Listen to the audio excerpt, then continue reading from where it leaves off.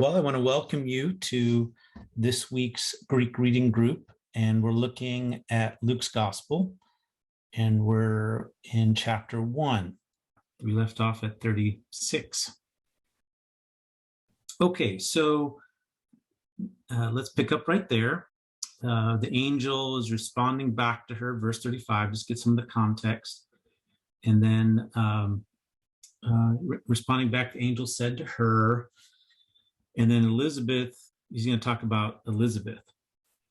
So we'll pick up in verse 36. Ke idu Elisabeth e gunengenisu ke avte sun I lefen huion en geri avtes ke utos main ektos estin avte te kalumene stira.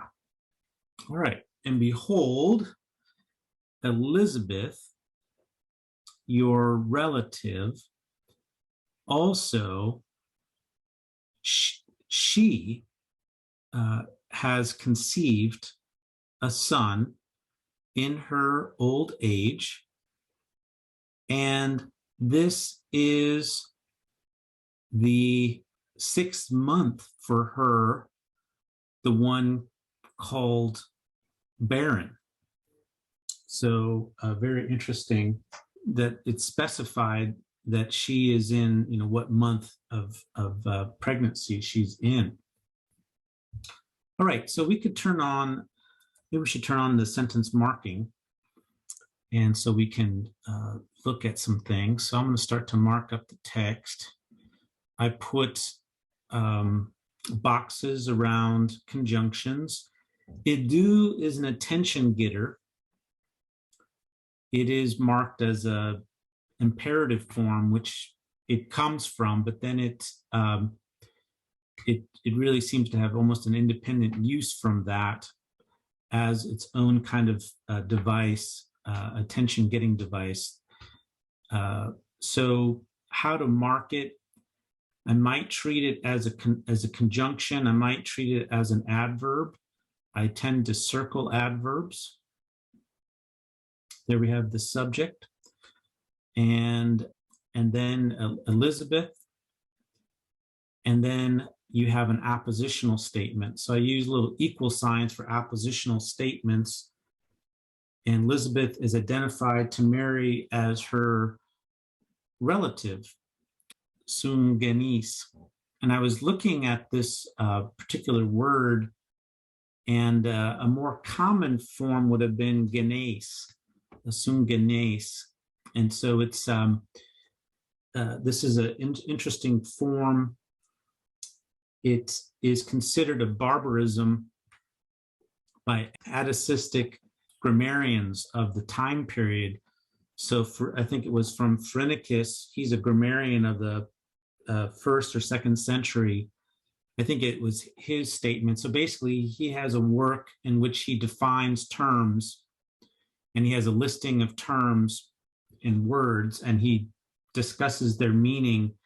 And in his analysis, he says this word, this particular form, sungenis, as opposed to sungenes, is a barbarism. In the end, he says it's an extreme barbarism. So a barbarian kind of expression. Probably what we're seeing is the change from the eta to the iota, so sungenes to sungenis. That iotization is something that's happening at this time, where the language is tending towards iota sounds. And so anyway, I found that a little bit interesting. If you look at the lexicon for this term, BDAG, it took me to a discussion in Blas, De Bruyne, Funk, BDF, and there they had a quotation in their discussion from Phrynichus, this grammarian, this Attic grammarian from the 1st, 2nd century. So that's kind of interesting. So Elizabeth is identified as a relative, and then we have this ke. This ke is functioning adverbally to indicate that there's an addition to what's being said here. Even she. And so there's a lot of redundancy in marking, and in terms of Elizabeth. Now Mary was just addressed, just told that, you're going to bear, that she's going to bear a son. So, and part of the explanation is that even Elizabeth, your relative, even she has conceived a son in her old age. So here I'm doing some sentence markup.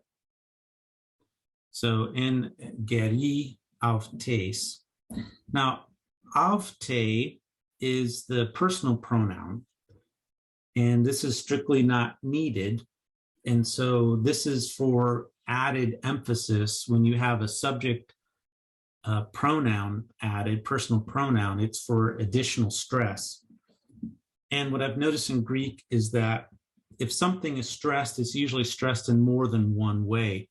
So there's a lot of stress on her as recipient or agent here. The cat adds it, the avte adds it.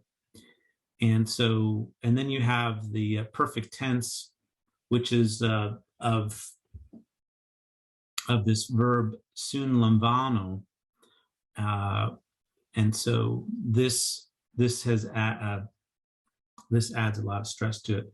And so altogether, and this is the 6th month, and this is the 6th month for her who is called barren. Okay, so utos is a demonstrative pronoun. So the reason I know it's a demonstrative pronoun is it has a rough breathing mark, as opposed to the personal pronoun, which has a smooth breathing mark. And then the question that you had to think about is why is utos, what is that in reference to? And that is masculine nominative. And so here's the verb that it's going with, estin. So this is, and then you have the word main, which means month, and then ektos, 6th. So this is masculine. This is why utos is masculine. And so really main, ektos is the subject, with utos being, we translate utos first. This is the 6th month. And then the dative is indicating personal reference, with reference to her, with respect to her, indicating that she's been pregnant for 6 months. So avte refers back to Elizabeth. And then we have another appositional statement. I like to think of it as appositional. The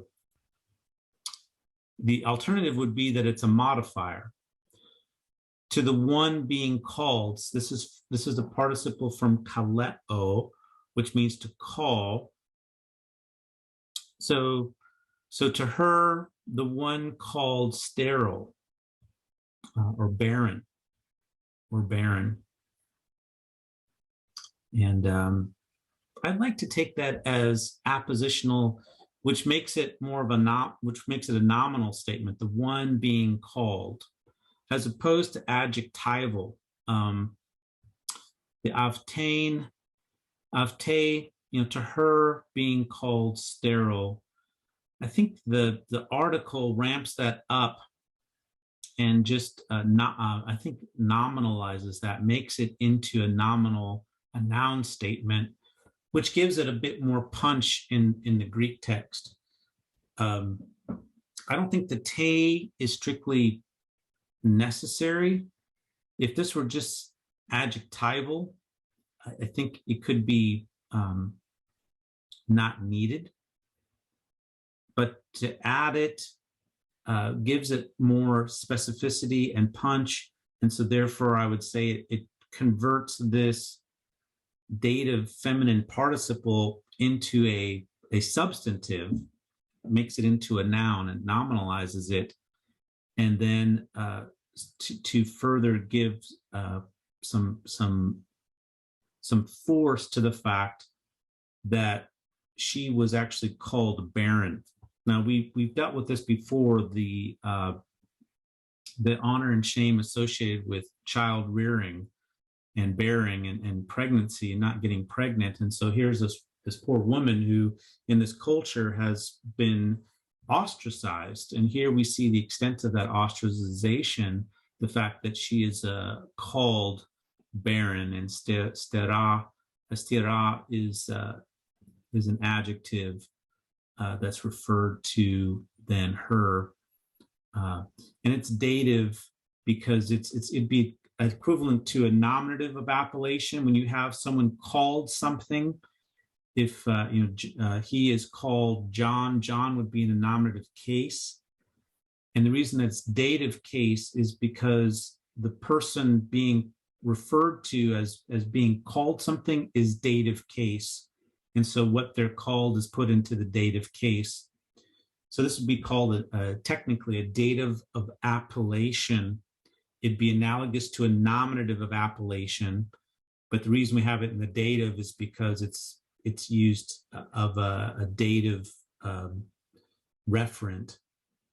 And so, yeah, that's how I would mark it. Yep. So I'm gonna keep going here. And stera, yeah, I was taking that as an adjective. It looks like it could be listed as a noun.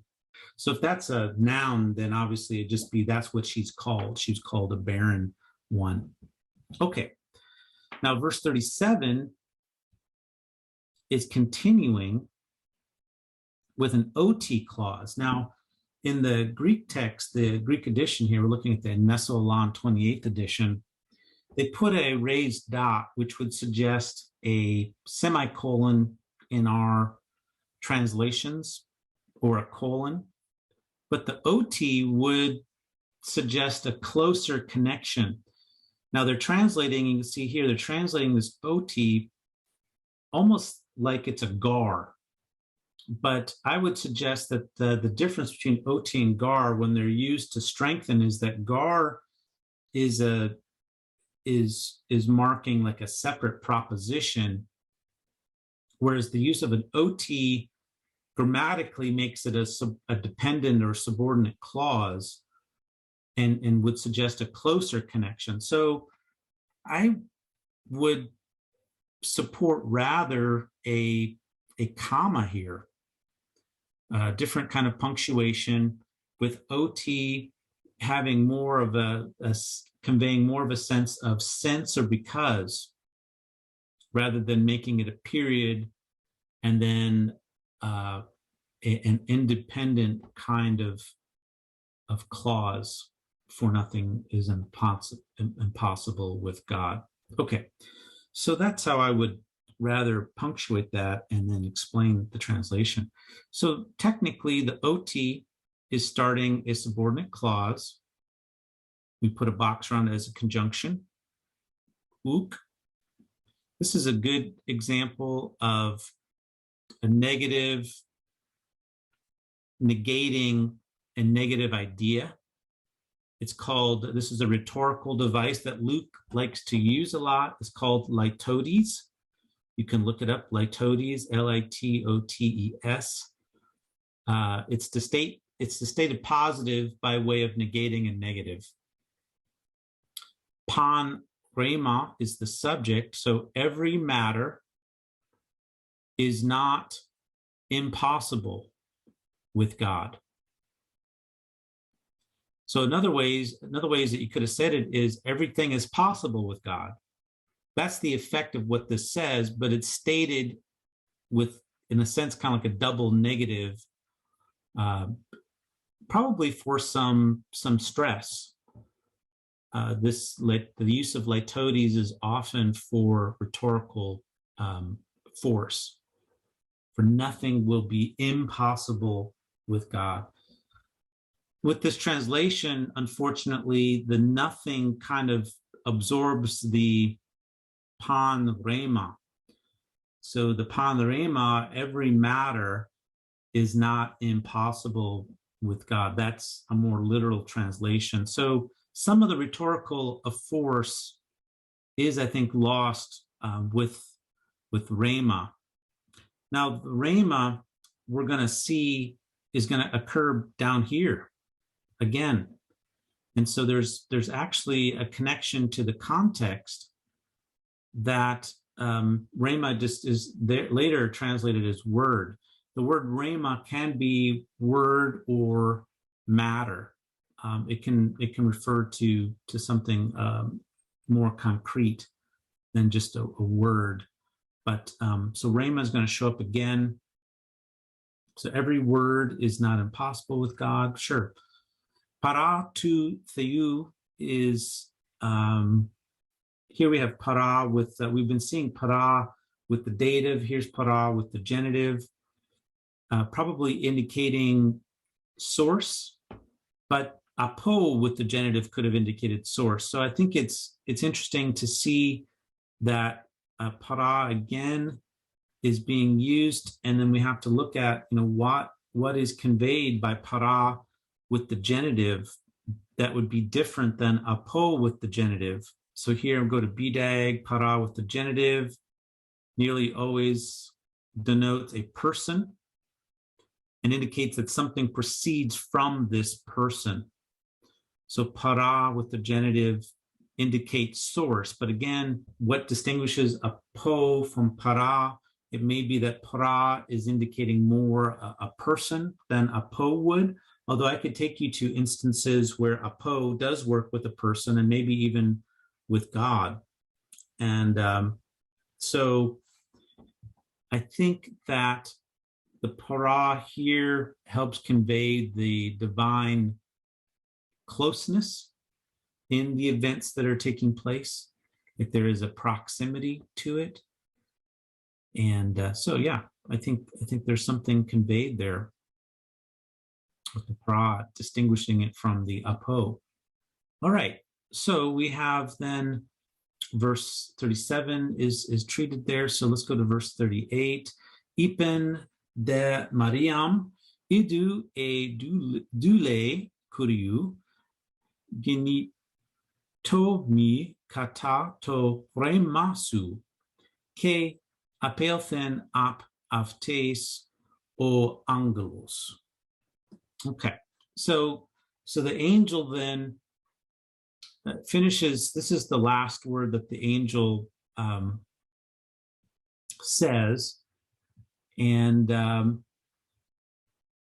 it is interesting. I should note that the use of ot, Levinson noticed that it can be used at the end of an exchange or at the end of something to kind of mark the end of a exchange or of a discourse. When it's marking direct discourse, the recitative ot. But I would argue that it's always a prominence device.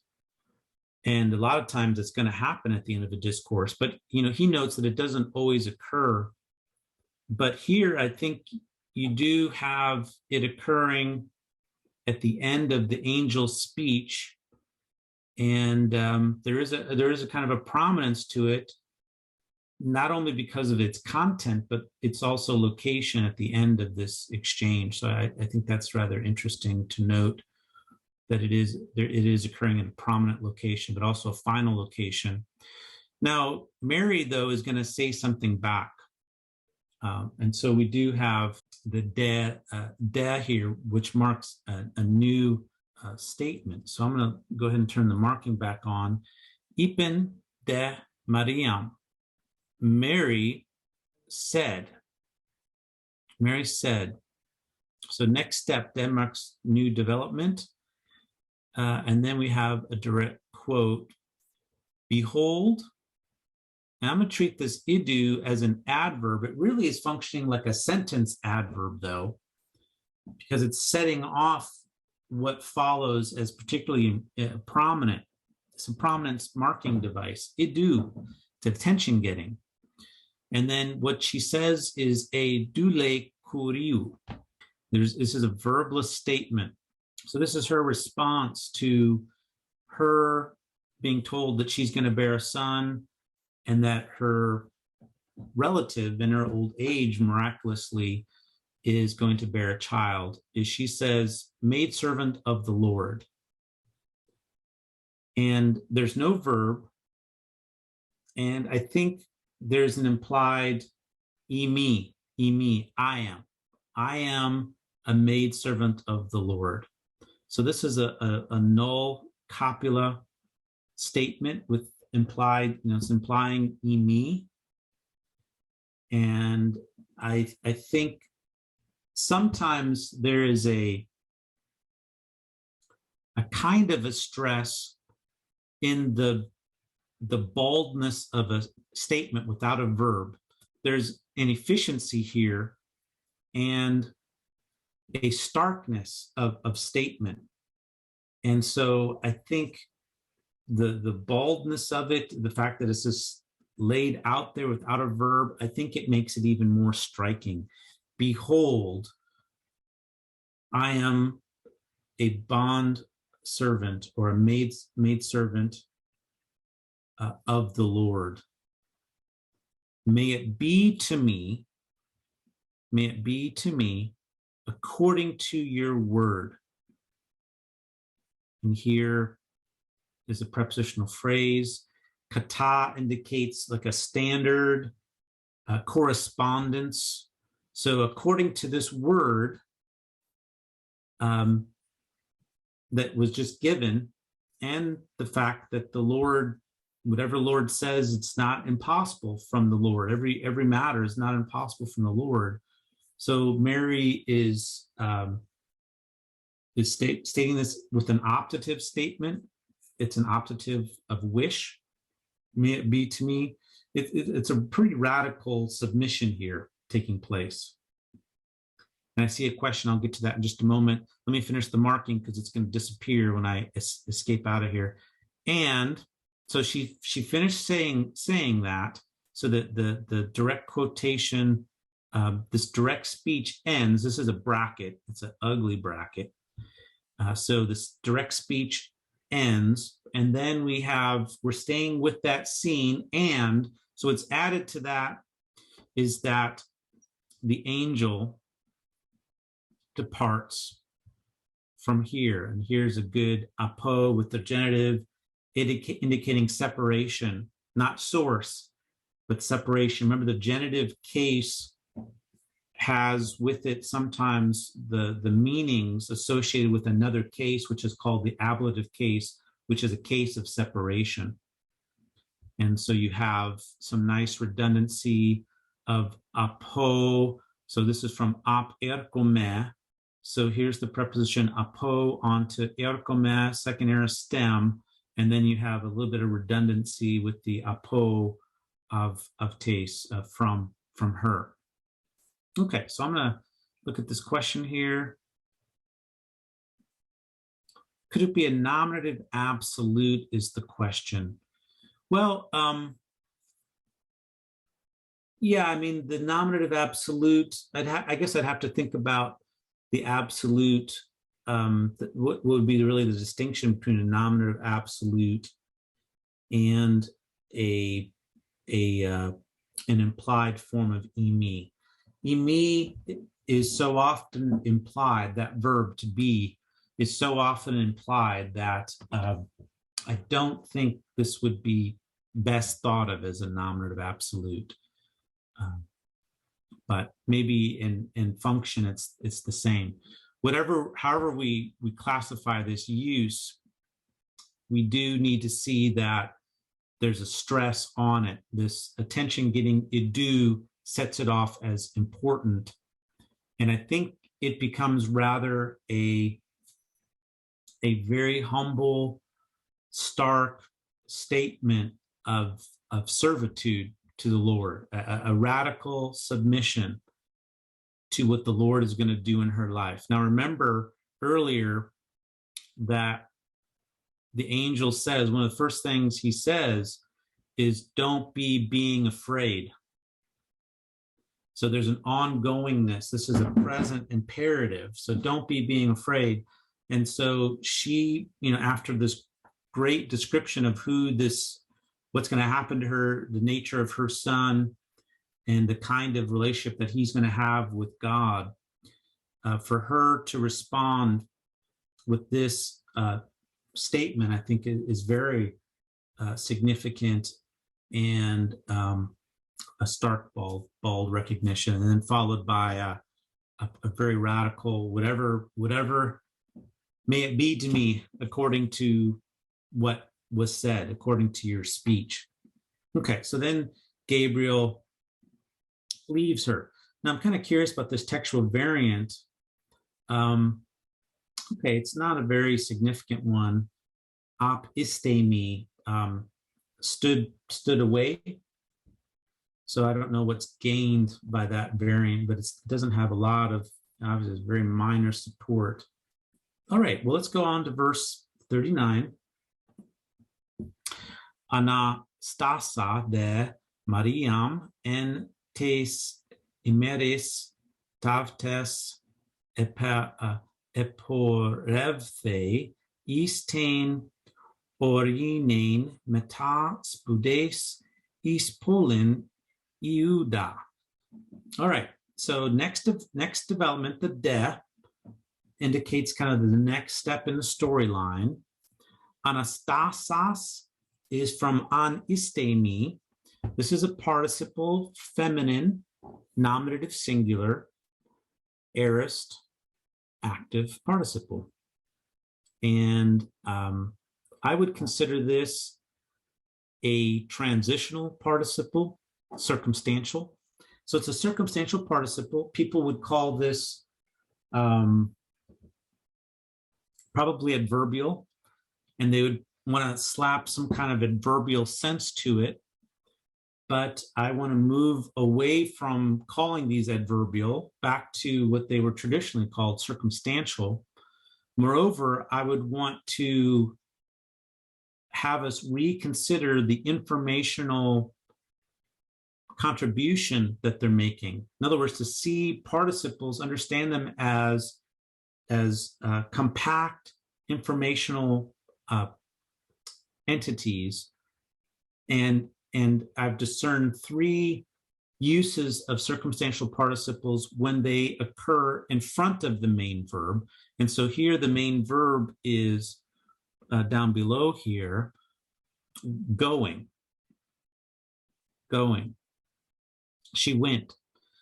And then here we have into the mountain country. So I translate this: going, standing up, Mary went in those days into the hill country with great eagerness, into the city of Judah. Okay, into the city of Judah. Into a city of Judah. Okay, so in terms of marking then, and I would consider this a segue. So what I'm going to do is just put a bracket. This is a subordinate clause. And so these three circumstantial participle functions in terms of information structure, the kind of information they're providing, the furthest away from the main verb tends to be segue. And these verbs tend to do with verbs of motion or location, these kinds of things. Then another use is that these circumstantial participles can provide an important framework for the action of the main verb.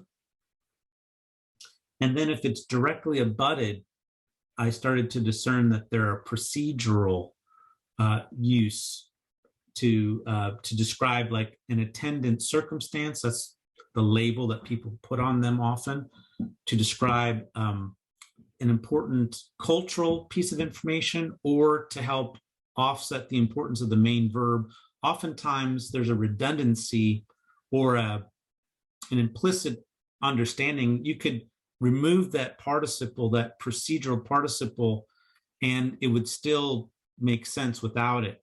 Now, this one seems to be somewhat procedural. Like, what does it mean for her to stand up? Like, why do we need to know that she's standing up to go? Of course, she would have to arise up in order to go somewhere. So for me, its position is it's not directly abutted to the main verb. And so I think it's functioning as a segue, as a transitional kind of movement kind of verb idea to transition, to show a transition in the discourse to what's happening.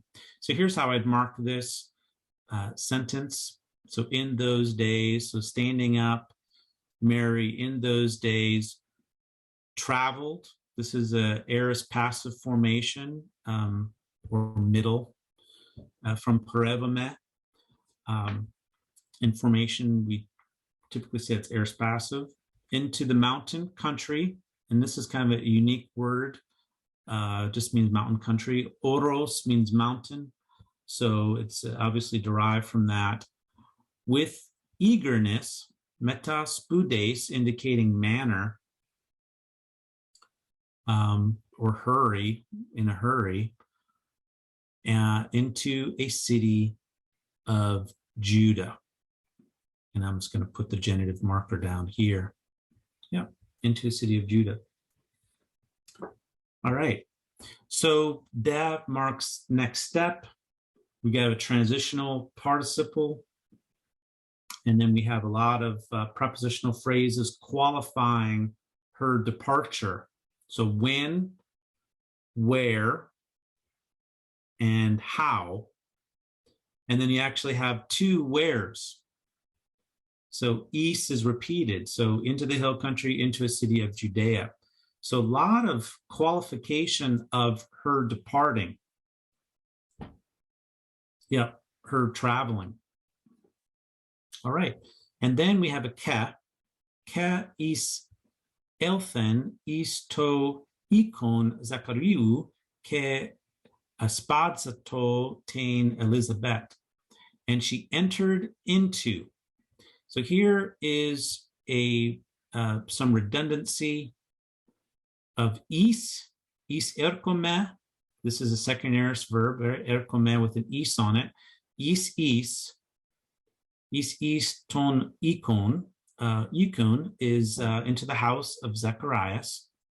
So this is Elizabeth's husband, right? So she goes there. Of course, the angel told her this, and so she has a special information. So she gets up and goes, and and then here we're just having a bunch of events added. So she traveled, entered into the house, and then what did she do? Aspazzato. This is an aorist middle form from aspazome, to greet, and she greeted Elizabeth. Elizabeth is the direct object. It's a double underline. And so at this point, the storyline is connected. These events are connected with a lot of kes. And so we have a new location. We have a transition, new location, and then entering, greeting, and then we have a yeneto. And it happened. So a yeneto is a second aorist from yenome, second aorist active, or it's a middle formed verb, deponent. People classify it as deponent. I call it middle formed. It happened as she heard the greeting of Mary. So the aspasmos is, this is the noun of what she just did. So she greeted. So here's the noun form of greet. So as she heard the greeting of Mary, and here we have Elizabeth specified. Okay, so Elizabeth is a known person in the story. We would expect her to have a an article, which she does. And actually, Mary is a known entity. So articles with these women. Now, Zechariah did not have an article. And it may be that he is being reintroduced as, because he was kind of off the scene for a while and then being reintroduced. And it might be that Elizabeth is known because she was more recently discussed, but may be included in the household of Zechariah, like she is going to be there. So it could be different motivations for why Elizabeth has the article. She's been more in focus than Zechariah, and whereas Zechariah has to be kind of reintroduced here. But as Elizabeth heard the greeting of Mary, so this is the end of that subordinate clause. So, and it happened when this circumstance happened. Os is interesting here, like why os to indicate while or something like that. So it can be used to indicate a proximity, or here it seems to be marking a temporal kind of clause. Why not ote? Why not ote there? This is what I'd like to know. Why os as opposed to ote? Ote would mean when. It would have indicated the same kind of thing. I usually think of os as an approximation. Ote would have been, I think, more specified temporally. But here it seems the point needs to be like a precise time. So I don't know why os would be used here instead of ote. That's an open question I would have. In other words, it seems the point is not, approximately when they met, but when they met or as they met, not approximately. So this gets me thinking about the marking of os. What is os really marking? Maybe it doesn't mark approximateness. Maybe it marks something else. Okay, so when this circumstance happened, to brephos en to kilian avtes, the baby in her womb, and then here's the verb, leaped, as gir tesen, jumped. The baby leaped. And I love this idea that John the Baptist, even in the womb, is starting his prophetic ministry of pointing people to the Messiah. It has a lot of implications for the nature of life. When does life begin? When does personhood begin? And so here's John in the womb, already functioning as an individual, pointing towards Jesus as the Messiah.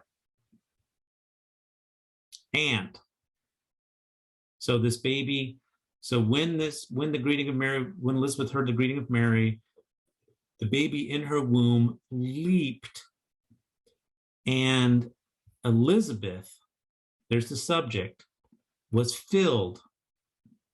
Pimplemi. Pimplemi is a me type of me verb with a changed root there, pimplemi. So it's kind of like a second aorist changes it. This is aorist passive indicative third singular. This verb takes verbs of filling generally take genitives as their direct objects. So the pneumatos agiu is the direct object of filled. Was filled with indicates what the person is filled. Yeah. So Elizabeth was filled with the Holy Spirit. And what happened? Anaphonesen, kravge megale, dative of manner, with a loud shout, with a great shout. And this is from anaphoneo. So phoneo means to kind of voice out. Ana means to shout it out, kind of emphasizing the upness of it. Ke, barely have enough room to get it all in. And said. So she shouted with a loud voice and said. Okay, so now we need to exit the marking there and then kind of look at the second part of verse 42. Making pretty good progress here. I think we're explaining most of the things. So dative of manner, kravge megale, ke ipen, and said. So at this point, we're going to get the start of a subordinate clause. And I'll go back into my marking. So technically begins a direct discourse. What I was trying to say before is that the OT, if OT was used here, because you can use OT to indicate direct discourse, it's rare. I think it's a prominence device. Levinson noted that when it does occur, it's often at the end of a discourse. And I would just argue that I found examples where it occurs in the middle of a discourse at a prominence point. So I think it marks prominence. So I think that previous OT is marking some kind of prominence. Nothing is impossible with God. But anyway, so here we are. We're not at the end of a discourse, but at the beginning. So she said, evloge mene su en gunexin ke evloge menos o karpos tes kylia su. Blessed are you among women. Okay, so these are statements that are implying the verb, some form of the verb, imi. So you are blessed. So basically, you have perfect participle. These are middle passive in formation. Perfect middle passive participle, feminine nominative singular. This one is masculine singular. And they're a part of implied periphrastic constructions. Remember, a periphrastic construction with participles is when you have an implied form of the verb, of some verb of being, with then a participle, usually nominative case, to match with the subject. So you are blessed among women, and the fruit of your womb, the fruit of your womb, Sue goes back to womb, the fruit of your womb is blessed. Basically, these periphrastic participles are like predicate adjectives. They're part of the verbal affirmation being made of the subject. So there's obviously a parallelism here. Get participle, subject, qualifier, participle, subject, qualifier. And so Elizabeth is announcing the greatness of Mary. Yeah. And then she says, and from whence to me is this, that the mother of my Lord comes to me. Now this pothen isn't, I should just circle that. That's not beginning a direct subordinate clause. The subordinate clause is in the ina clause, which I closed off here, Ina. So from whence is it to me this, that, the mother of my Lord? And so Lord is modifying mother. So the mother of my Lord in relationship to my Lord comes to me. Yeah, from whence or how. But pothen is not simply pos, it's pothen.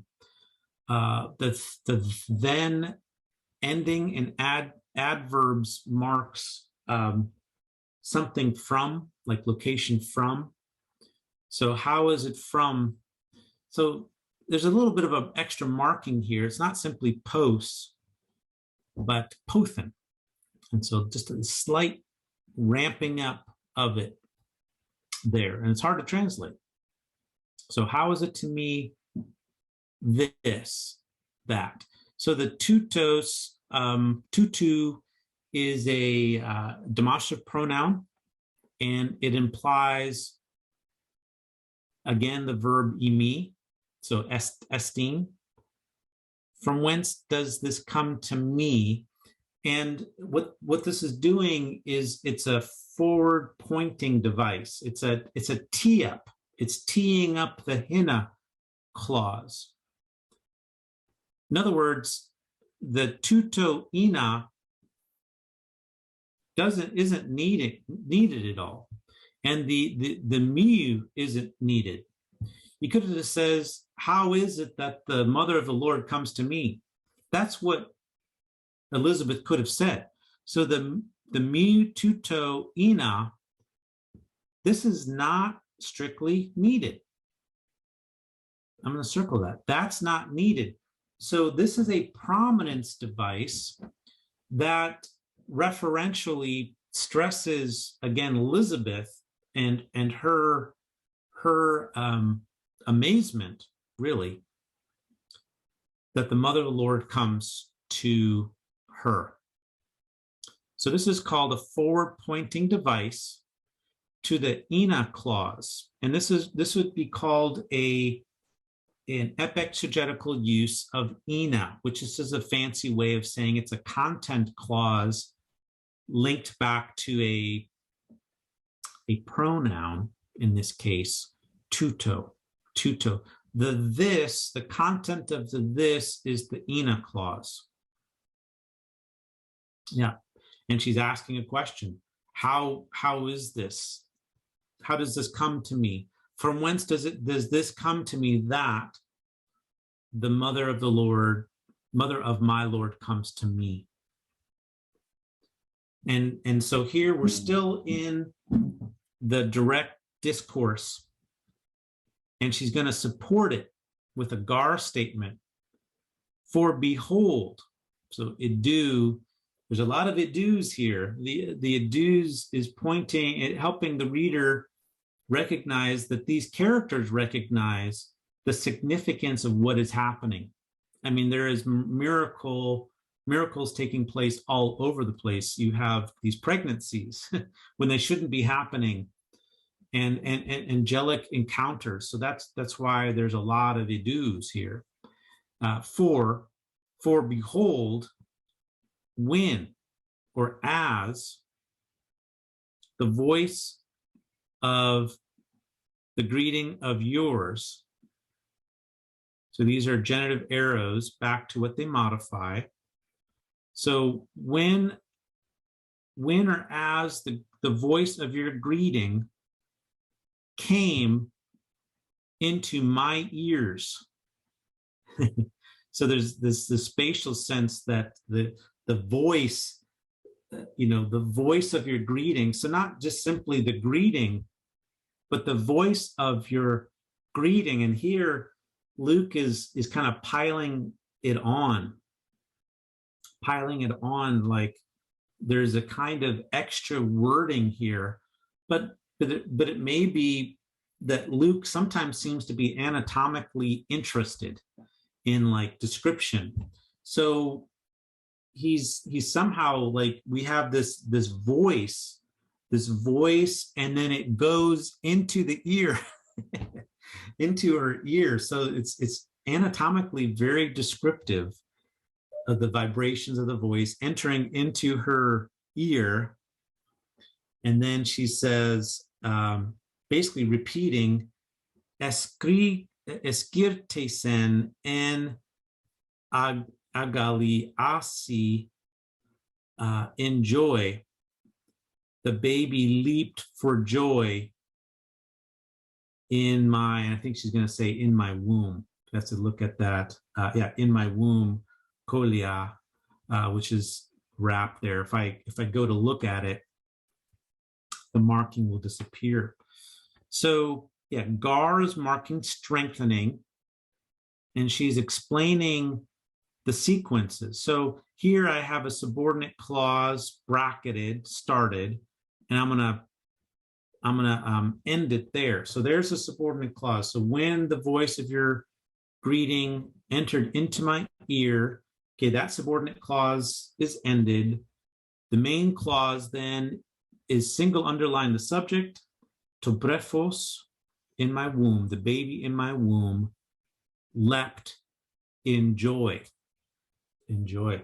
Okay, so some interpretive things here is, notice that the Greek text is treating these initial statements of Elizabeth as like poetry. They're kind of set off in parallel. There's a parallelism there, as we noted. And this would have been heard and understood grammatically.